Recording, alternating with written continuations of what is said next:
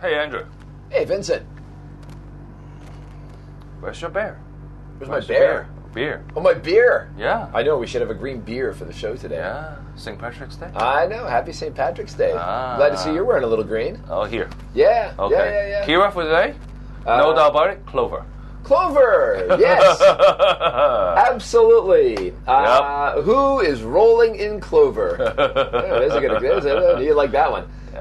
Let's see. Today the meeting is going to be the Standard Working Hours Committee is going to be meeting and giving their progress report. Mm-hmm. And this is one to watch because, there's people trying to move towards a standard hours working committee. Mm-hmm. And I'll tell you, there's nothing that would throw a greater spanner in the works than telling people that this is a normal working time. And if you work more than, say, 37 and a half hours a week, or in France, 35 hours a week, which even they've had to turn their backs on because it was a disaster, telling people, especially in Hong Kong, this is a normal working time, and if you do more than that, then you should sit down and be involved in protracted bureaucracy and negotiations. Well, you know what? A lot of people still mix this up. I mean, the standard working hour and the maximum working hours are two different things. And that's what comes after. Two different things. I mean, the standard working hours, I think the labor unions are all for it. Because there's, once you set the standard working hours, you can start counting how many overtime. Yes, and that's how much should you pay for overtime. Yeah. That's why the bosses are all against it. Sure.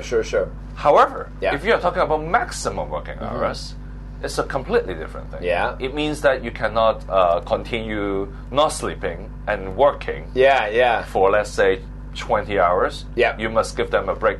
There's a whole different regulations and legislation on that one. Well, but it depends on how they do it, because maximum working hours in France, they actually said you couldn't work more than 35 hours a week. Yes. And they had these bizarre situations where inspectors were camping out outside offices, and they would watch to see when the executive cars came. Time's up.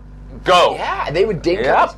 So then companies reacted by renting hotel rooms. So the executives would work, and they'd be like, you got to get your car to the parking lot and go to the hotel and work there. It was crazy. What kind of company would do this? What's that? Airlines. Well, airlines are very precise about having people log in, log out, log in, log out. And the pilots. They have to make sure how many hours of rest they have, and they fly the planes for how many hours. Because I grew up in a pilot's family. Oh. And so my father had to bid on what they called a block. Yeah. My father had to bid. Well, he was military before that, so double. So he had to bid on a block, and the block was always defined by how many hours of flying time it was. It would be 75 hours, 76 and a half hours. Okay. It was very precise in that sense. But you're right. They're very strict about these things. But even for flight attendants, you see the whole logic behind maximum working hours and standard working hours are entirely different. Yeah. I mean, the government at least have to say, what are they studying? Yeah. Because it's two different issues. Sure. That's what we should look. Yeah, and I think it's very different. The progress report. Yeah, and I'm kind of curious to see. Right now I think they've been fairly contained, talking about jobs where you are getting paid by the hour. But if they try to extend that into other types of monthly salary jobs, things are going to get ugly.